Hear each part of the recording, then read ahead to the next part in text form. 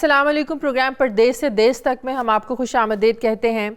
नाज़रीन, यूँ तो ओवरसीज़ पाकिस्तानियों के बेशतर मसाइल प्रॉपर्टीज़ इशू से मुंसलिक होते हैं, इससे जुड़े होते हैं, लेकिन इसके अलावा और भी बहुत से मसाइल ऐसे हैं जो तारकीन वतन के लिए बहुत से मुश्किलात पैदा करते हैं। बैरून मुल्क बसे जो पाकिस्तानी हैं उनको मुख्तलिफ हीले बहानों से लूटने का सिलसिला जारी रहता है, बड़े अरसे से जारी है। ओवरसीज़ पाकिस्तानियों का भोलापन उन्हें बेशुमार मसाइल से दो चार करता है। देश में मौजूद लोग जो कि अक्सर कब्ज़ा माफिया के नाम से जाने जाते हैं, तारकीन वतन को मुख्तलिफ झांसों में लाकर उनसे सरमायाकारी करवाते हैं और फिर उनकी सरमायाकारी में खुर्द बुर्द करते हैं और फिर गायब हो जाते हैं। और ऐसे में ओवरसीज़ के लिए उनकी तलाश करना एक बड़ा मसला बन जाता है, वबाल जान बन जाता है। ओवरसीज़ पाकिस्तानियों को मुल्की मईशत में हम सब जानते हैं कि रीढ़ की हड्डी कहने वाले जो हुकूमती नुमाइंदे हैं तकारीर में अपनी तो बहुत वावेला मचाते हैं, लेकिन वक्त आने पर ओवरसीज़ की कोई खातिर खा दादरसी नहीं कर पाते, या यूँ कह लीजिए कि उनकी जो उम्मीदें होती हैं ओवरसीज़ पाकिस्तानियों की उस पर उस हद तक पूरा नहीं उतर पाते जिस हद तक तवक्कुआत ओवरसीज़ जो हमारे पाकिस्तानी बहन भाई हैं वाबस्ता कर लेते हैं। आज की जो हमारी स्टोरी है दार गैर में बसे पाकिस्तानी असद अली की है, जिनका ताल्लुक लंदन के शहर डर्बी से है। 35 साल पहले उन्होंने ये जगह खरीदी, लेकिन मसरूफियत की वजह से अपने नाम इंतकाल ना करवा सके, लिहाजा उन्होंने जगह का इंतकाल अपनी वालदा के नाम करवा दिया। मगर कुछ अरसे के बाद उनको ये इल्म हुआ कि जिस शख्स से जगह खरीदी है वो नाजायज़ तौर पर वही बंदा काबिज है। सारी सूरत हाल को मद्देनज़र रखते हुए असद अली ने मुतल्लिका पुलिस स्टेशन से रब्ता किया और सारा मामला बताया। बकौल मुतासरा शख्स के किसी भी मुतल्लिका हुकाम ने उसकी बात नहीं सुनी, बल्कि इस मामले में मुखालिफिन के साथ जा मिले, और जब मुखालिफिन को पुलिस की रहनुमाई हासिल हुई तो नाजायज़ काबिज़ीन ने मुतासरा शख्स को धमकियाँ देनी शुरू कर दी और जान से मारने की कोशिश भी की। न सिर्फ इतना, मुतासरा शख्स पर झूठी FIR भी दर्ज करवाई गई। इस सारी कार्रवाई में सारे दरवाजे खटखटाए गए मगर कुछ ना हो पाया। इसलिए मुतासरा शख्स असद अली की आला हुकाम से अपील है कि उसकी मदद की जाए, उसकी दादरसी की जाए।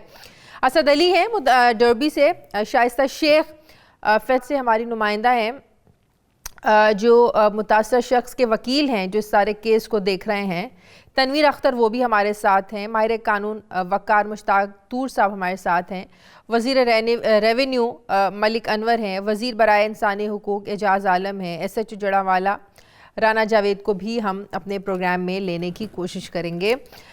सबसे पहले शाइस्ता शेख से बात कर लेते हैं, वो ज़रा स्टोरी को मज़ीद अच्छे तरीके से बयान कर देंगी कि ये मसला कब से चल रहा है और अब तक कहाँ पहुँचा है इनका ये मसला। शाइस्ता, जो अभी तक मैंने इंट्रो दिया है उसमें अभी तक जो मैं समझ पाई हूँ वो यही कि इन्होंने बड़ी कोशिश की अपनी ज़मीन को वापस लेने के लिए, मुख्तलिफ इदारों से रब्ता किया, पुलिस से रब्ता किया, बजाय इसके कि इनकी दादरसी की जाती पुलिस भी जो काबिज़ीन थे उनके साथ जा मिली। अब इनका केस कहाँ चल रहा है, या जो जिस जगह पर जो 35 किनाल इनकी ज़मीन है वो अभी तक सिर्फ प्लॉट ही है या उस पर नाजायज़ कुछ तामीरात भी कर ली गई हैं? जी बिल्कुल, ये ओवरसीज़ पाकिस्तानी है असद अली रामे। इनकी सास है कलसूम अख्तर सरफराज, ये ब्रिटिश नेशनलिटी होल्डर है। इन्होंने 1994 में जड़ावाला में 35 केनाल की अराजी नूर बख्त नामी खातून से खरीदी। वो एक ज़रूरी अराजी थी, वहां पर इन्होंने फिर बाकायदा अपना वो जो काश्तकारी और इस तरह का काम शुरू कर दिया, फसलें वहां पर उगा ली। ये ज़रूरी अराजी थी। इसके साथ साथ जिनसे इन्होंने ज़मीन खरीदी थी वही बाद में लालच में आ गए। उन्होंने देखा कि इन्होंने तो सिर्फ 6 लाख कुछ रुपए में इनको ज़मीन इन्होंने बेची थी। अब ये वक्त गुजर गया है, इस जो जगह की वैल्यू भी बहुत ज्यादा बढ़ गई है, जमीन की कीमत बढ़ गई है, तो इन्होंने 2008 में नूर बख्त का बेटा है शाहनवाज, इसने फिर अदालत में रिट दायर कर दी कि ये जो इनसे प्रॉपर्टी खरीदने वाले इनको ही उन्होंने काबजीन जाहिर कर दिया कि इन्होंने हमारी जमीन पर कब्जा किया हुआ है। अब ये जो असद अली रामे हैं, इनकी सास है कसूम अख्तर सरफराज, अब ये दूसरे मुल्क में बैठे हुए हैं। इनको तो पता भी नहीं कि इनकी जो है गैर मौजूदगी में यहाँ पर इस तरह से उन्होंने अदालत में रिट दायर कर दी है केस की। इन्होंने तो पेशरफ्त की नहीं क्योंकि इनकी तो इल्म में कुछ भी नहीं था।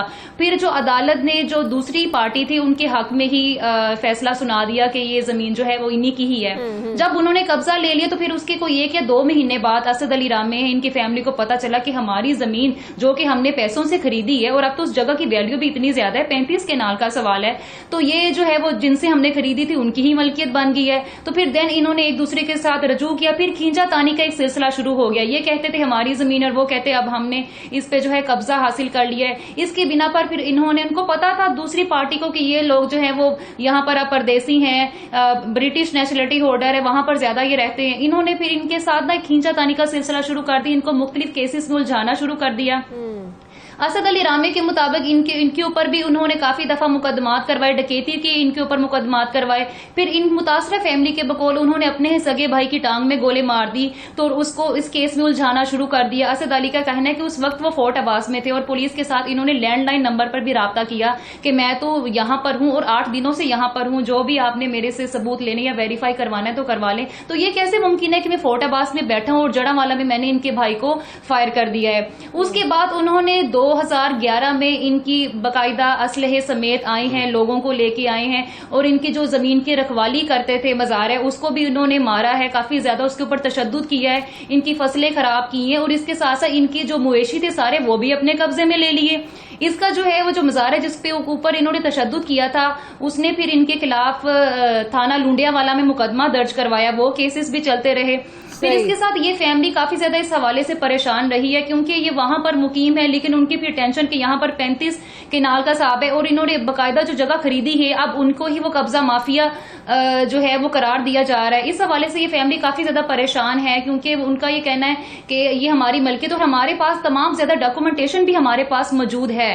तो इन सब के बावजूद भी है वो परेशान है। उन्होंने पुलिस के साथ बार बार रजू किया, अदालत में बार बार रजू किया, लेकिन फिर भी जी कोई खातर खवा इनकी प्रोग्राम में मुझे एक ब्रेक लेनी है, वापस आते हैं एक ब्रेक के बाद।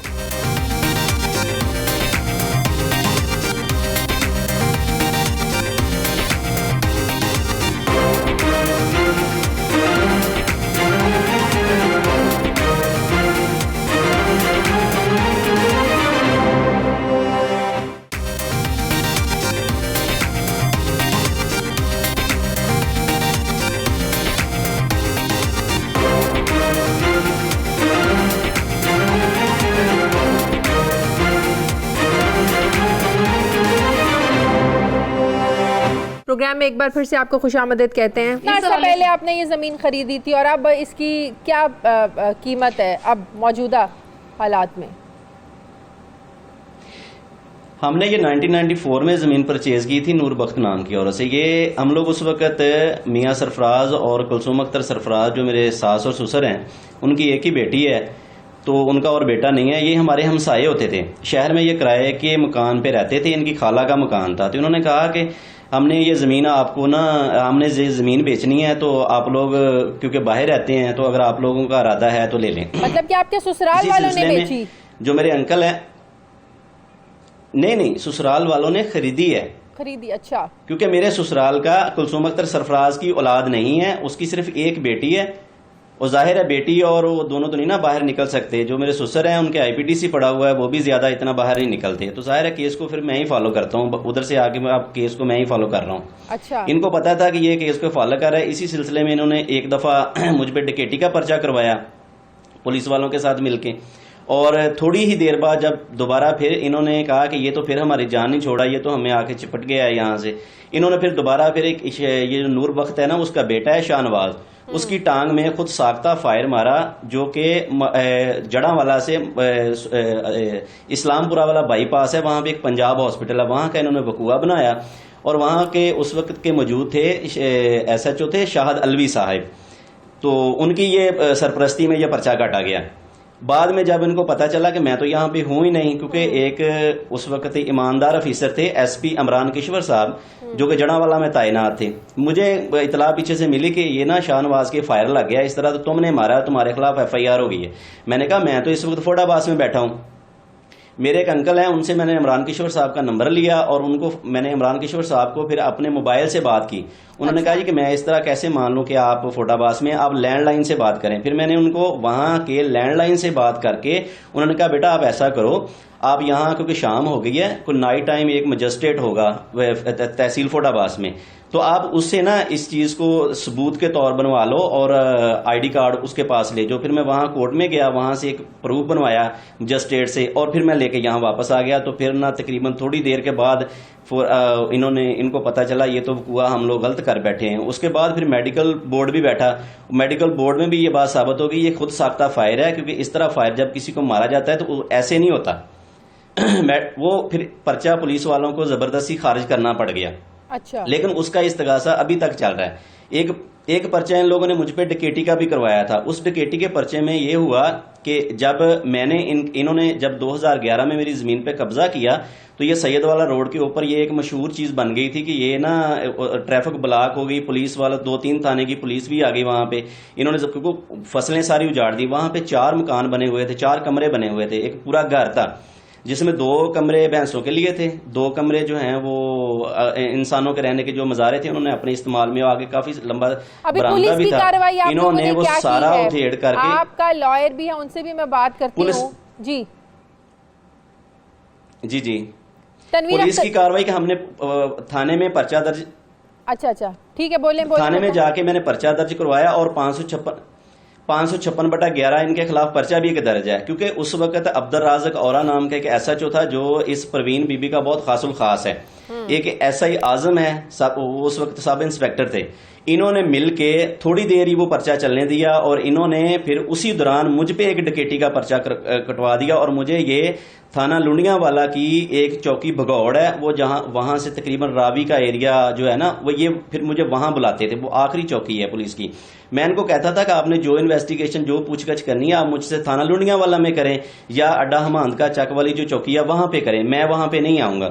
मेरे एक जरा से मुझे पता चला था कि मियाँ आप वहां ना जाना, इन्होंने कोई आपको करने का कोई बंदोबस्त किया हुआ है, जमीन यहीं रह जानी है, आपकी जान चली जानी है। मैं डर की वजह से फिर वहां नहीं गया। उसी दौरान फिर मैंने क्योंकि इन्होंने उसी दौरान मेरा जो 556 जो कब्जे का पर्चा था वो भी खारिज कर दिया था, उल्टा मुझ पे एक और पर्चा डकैती का करवा दिया था। उसी दौरान यहाँ CPO साहब थे बिलाल सिद्दीक कमियाना साहब। फिर मैं एप्लीकेशन लेके उनके पास आया, मैंने कहा सर इस SHO ने और इस SI सब इंस्पेक्टर ने मेरे खिलाफ ये किया और मेरी जमीन पे कब्जा भी कर लिया है और सब इलाके वालों को पता है इस चीज के बारे में। और मेरा इन्होंने पर्चा भी खारिज कर दिया, उल्टा उन्होंने मुझ पे डकैती का पर्चा भी करवा दिया।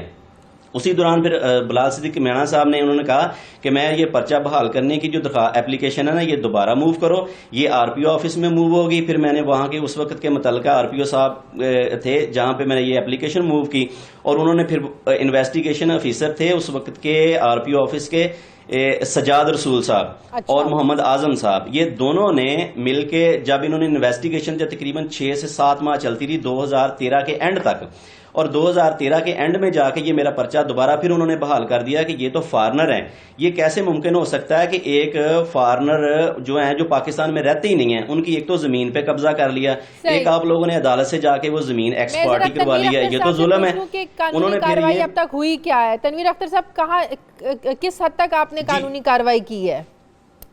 जी, इसमें ये थोड़ी सी डिटेल में ज्यादा वक्त नहीं लूंगा, थोड़ा सा बता दूं।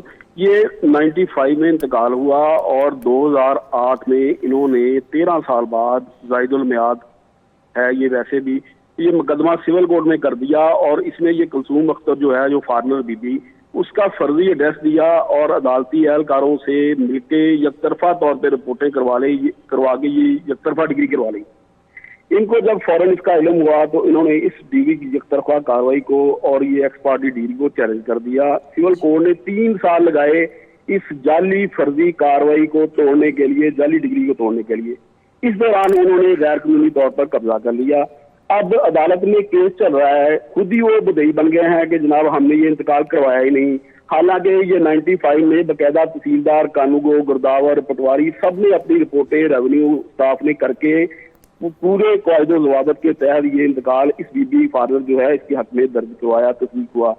अब जब नजायज कब्जा करने के बाद अब प्रॉपर्टी की वैल्यू भी बढ़ गई है और ये मुसलसल मुफाद भी इसमें ले रहे हैं और चूंकि मुफाद उनके पास है, पोजेशन उनके पास है जो कि इलीगल है, तो वो मुख्तलिफ हीले बहानों से वो इस मुकदमे को डिले करवा रहे हैं 5 साल से ये एविडेंस ही कंप्लीट नहीं कर रहे। हालांकि तहसीलदार और कानूगो और पटवारी जो हैं वो बारहा अदालत में आए हैं और बयान देने को तैयार हैं कि हमने एज पर लॉ इस बीबी के बारे में सारा कुछ जो कायदे ज़वाबत के तहत है ना, ये सारी जो है इंतकाल हुआ है, बीबी मालक है।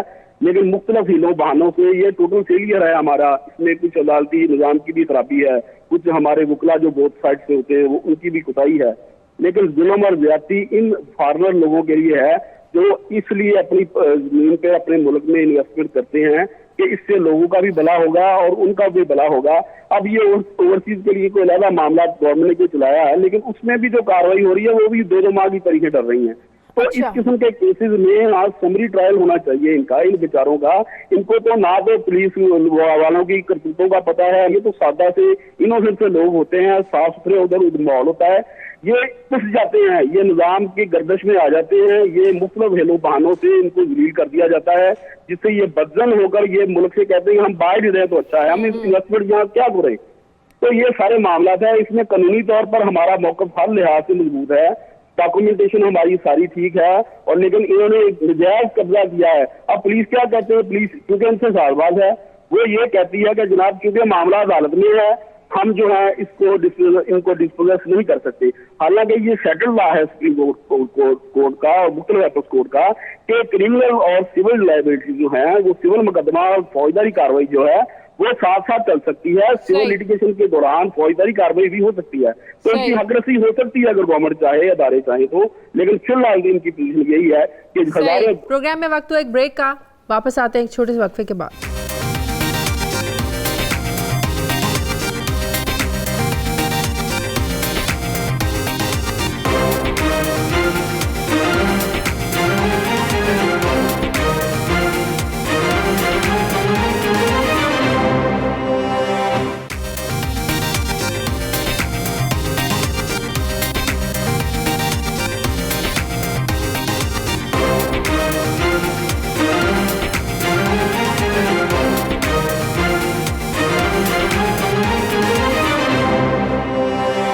Welcome back. आप क्या मशवरा देंगे वकार साहब? जी बिस्मिल्लाहिर्रहमानिर्रहीम। जिस तरह अभी मोहतरम वकील साहब सारी बात को बड़ा बेहतर तरीके से बता रहे थे, पूरी ट्रेल को, बेसिकली इसमें हुआ ये है कि 95 में इन्होंने ज़मीन के पैसे अदा करके उसका इंतकाल ले लिया। तो 2008 में दूसरी पार्टी को उन्होंने देखा कि ये जारे गैर में बसते हैं, तो उन्होंने इनके ख़िलाफ़ एक दावा कर दिया उस इंतकाल को खारिज करने के, इंतकाल को तोड़वाने के लिए। तो ऐसे होता है वैसे?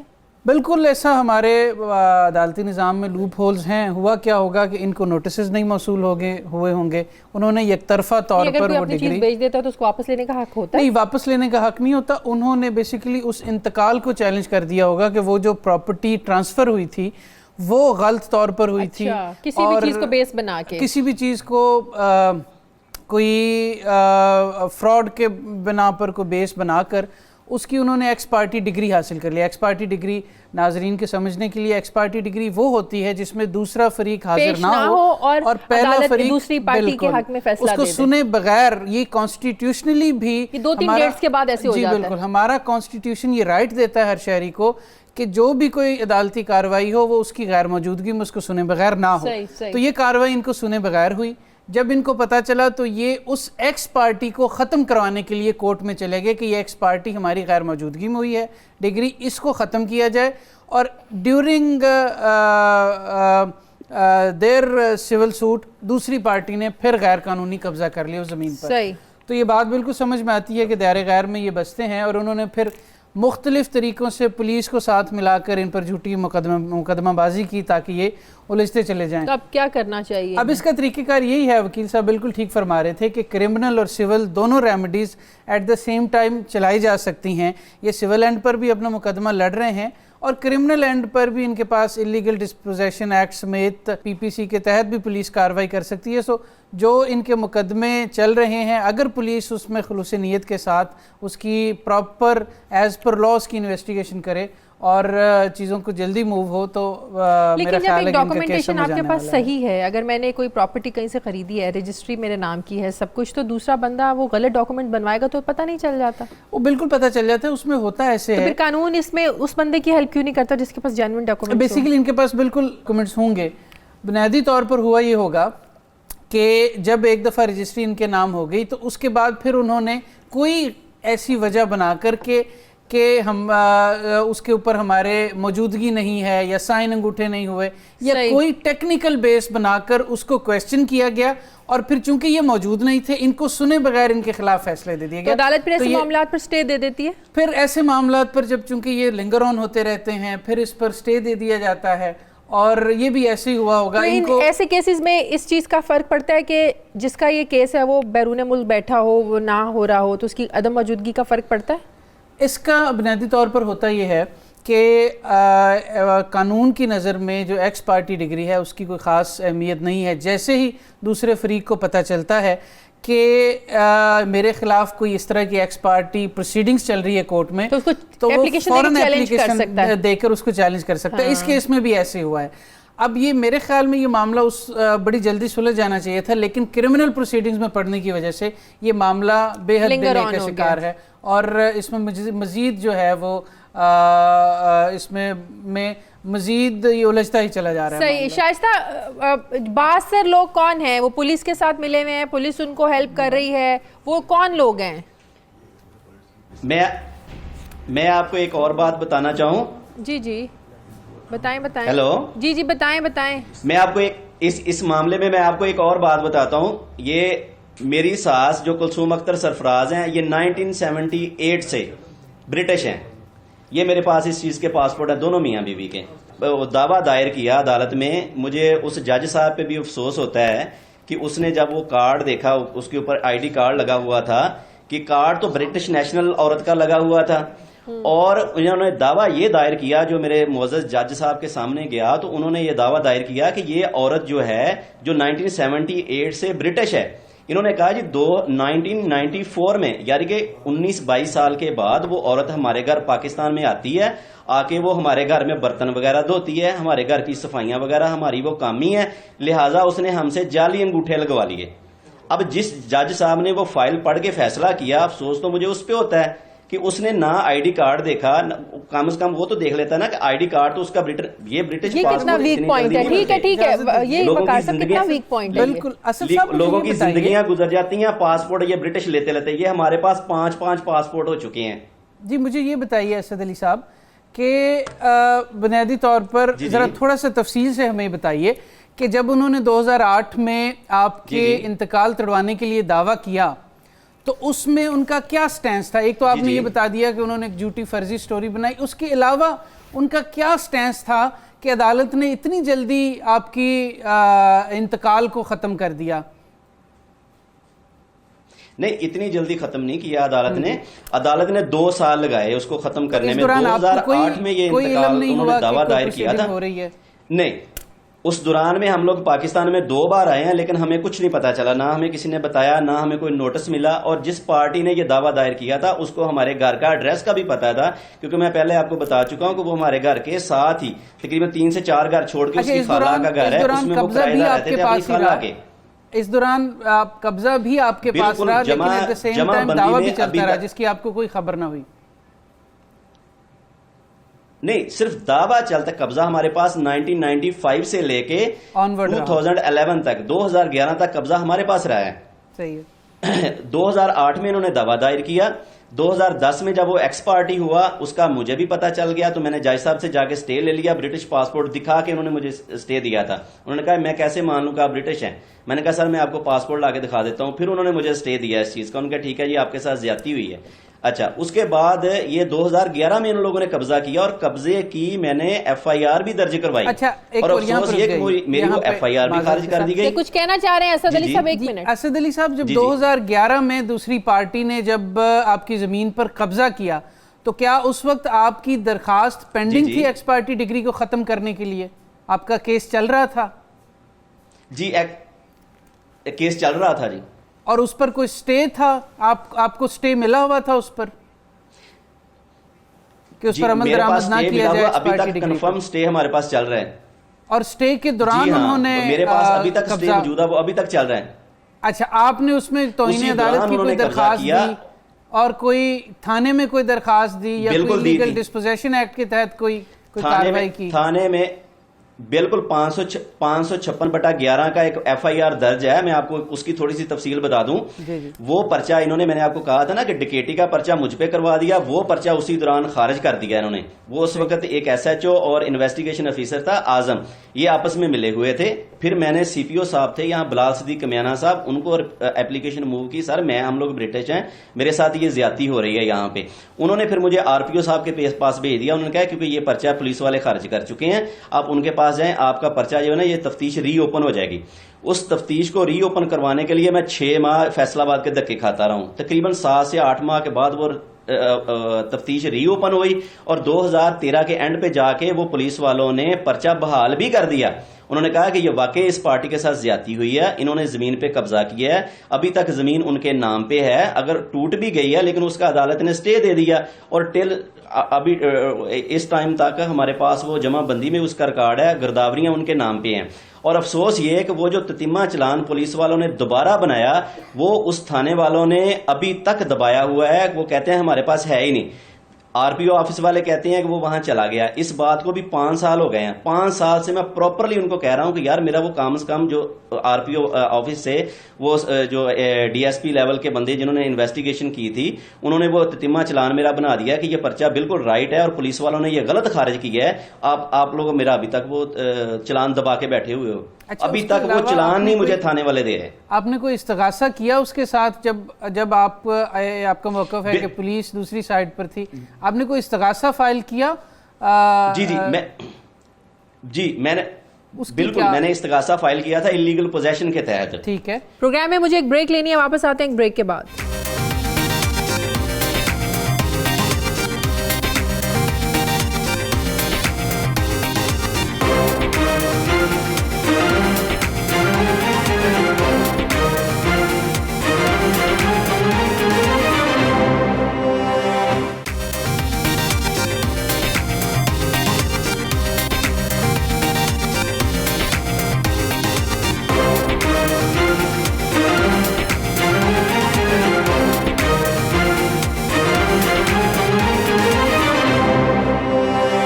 प्रोग्राम में एक बार फिर से आपको खुशामदीद कहते हैं। सूबाई वज़ीर बराए इंसानी हुकूक उनसे कर लेते हैं। एजाज़ आलम साहब, ये कोई पहला वाक़या नहीं है कि ओवरसीज़ पाकिस्तानियों के साथ इस तरीके से ज़्यादती हो रही है, उनके जो जायज़ हुकूक हैं उनसे छीने जा रहे हैं।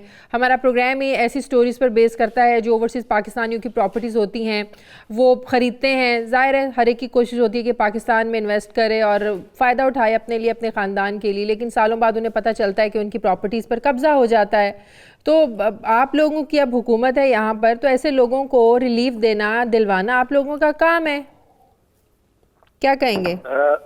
देखिए बात यह है कि मैं तो हमेशा से आपके प्रोग्राम में आता हूँ जी, लेकिन हर दफा कोई ना कोई कॉम्प्लिकेटेड से कॉम्प्लिकेटेड जो मसला है वो हमें सुनने को मिलता है। ये सच आप कह रही हैं कि जितने ओवरसीज हैं उन बेचारों के साथ हमेशा इस तरह के वाकयात रूनुमा होते रहते हैं और बड़ी देखते हैं।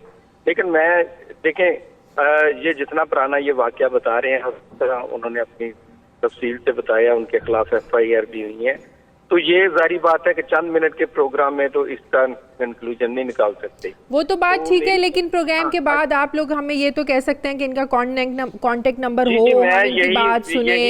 मैं मेरी बात तो सुने, अब मैं यही बात कहने लगा हूँ कि ये देखें इसका बेहतरीन हल ये है कि ये मेरे पास आ जाए, ठीक है, या मुझे बता दें कि ये कहाँ होते हैं, तो ये आके मुझे अपना पूरा केस दें, मैं इनकी हर मुमकिन मदद करूंगा। उनके साथ भी जाना पड़ा कहीं पे तो इनको मुनासिब फोरम से हम इनकी देखिए एजाज साहब, बिल्कुल हम एजाज साहब गुजारिश ये है कि बिल्कुल इनका कॉन्टैक्ट नंबर भी आपसे शेयर कर देते हैं, लेकिन बतौर वज़ीर इंसानी हुकूक पंजाब क्या आप ये नहीं समझते कि हुकूमत पंजाब को कोई इस तरह की पॉलिसी मेकिंग करनी चाहिए कि जो हमारे निज़ाम के अंदर ये ख़राबियाँ हैं और जो हमारे निज़ाम के अंदर ये इस किस्म के अनड्यू ये जो फ्लॉज हैं, जो डिलेज़ हैं, इनको कम से कम किया जाए, लोगों की मुश्किलात को ओवरसीज पाकिस्तानीज की मुश्किलात को, यहाँ पे रहने वाले लोगों की At least मुश्किलात को, काबज़ीन से तो पॉलिसी जान फैक्टर पर छुड़वाएं आप ना।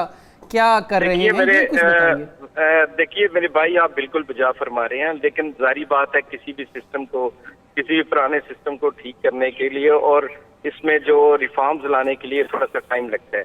लेकिन हमने फिर भी इसके बाद पंजाब जो ओवरसीज कमीशन बनाया हुआ है और उसके चेयरमैन भी है और जिसका ऑफिस भी मौजूद है और जिसका काम ही ये ओवरसीज के जितने मसाइल हैं उनको निपटाते हैं वो। तो ये इनके लिए बेस्ट फोरम वो था कि अगर ये वहां जाते, लेकिन अगर वहां भी नहीं गए तो being a minister of human rights मैं इनको यकीन दिलाता हूं कि अगर मुझे मेरे पास आए तो इंशाल्लाह मैं इनकी पूरी रहनुमाई करूंगा और मदद करूंगा। सही, ठीक है, बहुत शुक्रिया एजाज आलम आपका। प्रोग्राम का वक्त खत्म होने वाला है, मैं अभी चाहूँगी आपको इसका कोई आप मशवरा दें इनको। जी, मैं बुनियादी तौर पर मेरी असद अली साहब से गुजारिश होगी कि असद अली साहब आप खुद टाइम निकाल कर इस मामले को, जिस तरह आपने कहा कि पाकिस्तान आए, बिल्कुल कितना अर्सा पहले असद अली साहब आप आए पाकिस्तान? मुझे तकरीबन 2 माह हो गए हैं। अभी 2 माह हो गए उनको। अब हमारे यहाँ चूंकि बदकिस्मती ये है कि सिविल डिस्प्यूट्स को, हाँ आप पाकिस्तान में ही हैं जी, मैं अर्ज कर रहा था कि हमारे यहाँ ये बदकिस्मती है कि सिविल डिस्प्यूट्स को सेटल करने के लिए पुलिस का इस्तेमाल किया जाता है और इस तरह से जो सीधे साधे हमारे ओवरसीज़ पाकिस्तानी से इनको उलझा दिया जाता है। मेरी आपसे ये इस्तदा है कि आप काइंडली आपका केस एक तो उसको निपटाने की जल्दी कोशिश करें और during the time criminal side पर अपना इस्तगासा अगर आपका चल रहा है, अगर आपका केस है, उसको प्रॉपर परसू करें। और आपकी गैर मौजूदगी में कौन देखता है आपके इन मैटर्स को जब आप यहाँ नहीं? मैं अब प्रॉपरली पाकिस्तान आ चुका हूँ। मैं अब इस केस को मैं ही हैंडल करता हूँ, या चौधरी तनवीर साहब होते हैं, वो जब मेरी जरूरत होती है मैं दोबारा फिर इसको आके परसू करता हूँ। मैं केस को परसू करता हूँ, इसी वजह से तो 3 FIR खारिज हुई हैं, अदरवाइज उनके इस्तगासे अभी तक चल रहे हैं। अच्छा, तो आपका ये इरादा है कि जब तक ये केस नहीं निपटेगा आप इंग्लैंड वापस नहीं जाएंगे? नहीं, अब हर रोज तो नहीं ना जाया जा, साल में 2-3 दफा तो नहीं ना जाया जा सकता पाकिस्तान। कभी उधर भाग जाओ, कभी इधर आ जाओ, कभी उधर भाग जाओ, कभी इधर आ जाओ। सही, ठीक है। शाइस्ता, आपकी कुछ पुलिस के लोगों से बात हुई इस हवाले से कि वो क्यों इनको इस तरह बिला वजह तंग कर रहे हैं? पुलिस का क्या मौक़िफ़ है? जी बिल्कुल, जिस तरह से ये असद अली रामे का भी यही कहना है कि जो पुलिस से कमेंट्स मांगे गए इस्तगासा के लिए वो इन्होंने इनके अगेंस्ट दिए, तो डेफिनेटली उनकी जो है ज्यादातर उनके साथ मसलस लग रही है कि वो दूसरी पार्टी के साथ जो है वो ज्यादा हैं। जैसा कि इन्होंने बताया कि पुलिस ये सारे आपस में साजबाज हैं क्योंकि वो जड़ावाला में अराजी है और अक्सर गाँव में इस तरह के केसेस देखने में आते भी हैं कि जो इस तरह से बासर अफराद होते हैं तो पुलिस उनका साथ देती है। तो लेकिन ये पुलिस का अभी तो यही मौकफ है कि जी अब हम वो राइट पे हैं तो हम इसलिए उनका साथ दे रहे हैं, लेकिन ये भी अपनी जगह पे तमाम डॉक्यूमेंटेशन अपने पास रखे हुए हैं। अब वो जो पुलिस का ये भी कहना है कि 2011 में उन्होंने कब्जा ले लिया क्योंकि अदालत ने उनके हक में फैसला दे दिया था, और अब ये जो है वो एक बिल्कुल एक ना सुलझने वाली गुत्थी है। तो इस हवाले से ये भी परेशान है और वो भी इनको कभी ना कभी किसी ना किसी केस में उलझा देते हैं कि ये तो ओवरसीज पाकिस्तानी है, इनको दूसरे केसेस में उलझा जाते ताकि वो उन्हीं में ही उलझे रहे, उनका प्रॉपर्टी की जानिब जो है वो ध्यान ही ना जाए। इनफैक्ट इनकी जो सास है कलसूम अख्तर, उन्होंने तो यहाँ तक भी कह दिया था कि हम तो यानी कि अपनी ही मुसीबत में आ रहे हैं कि जमीन को छोड़ देते हैं, लेकिन फिर भी इनका राइट है क्योंकि 35 केनाल का सवाल है, कोई 1-2 मरले की भी बात नहीं है। तो इसी वजह से असद अली रामे काफी ज्यादा परेशान है। अब वो बाकायदा तौर पर जो है वो कह रहे कि जब तक ये केस की गुत्थी सुलझ नहीं जाती मैं पाकिस्तान में ही बैठा हुआ हूँ। और इसीलिए क्योंकि पहले इनको बार बार जिस तरह से इन्होंने बताया इनकी गैर मौजूदगी में जो इस केस को फॉलो कर रहे थे, अब जाहिर बात है इनकी जो सास और ससुर दोनों उनकी कोई औलाद भी नहीं है, तो इसलिए इन्होंने इनका दामाद है, उनका बेटा है, इसीलिए यही सारे केस को देख रहे हैं ताकि जो है अब इनको इनका राइट मिल सके। 1994 में जिस तरह से इन्होंने जमीन थी वो उन्होंने वापस लेने किसी भी तरीके से लेने। साहब हमारे साथ हैं, उनसे जरा बात कर लेते हैं। वसीम अख्तर साहब, ये ओवरसीज पाकिस्तानियों के जितने मसाइल हैं वो हमेशा से हम अपने प्रोग्राम ये आवाज़ उठाते आए हैं कि ओवरसीज कमीशन ये जो इदारा है बना ही ओवरसीज के मसाइल को हल करने के लिए, उनके प्रॉब्लम्स को देखने के लिए, सुनने के लिए।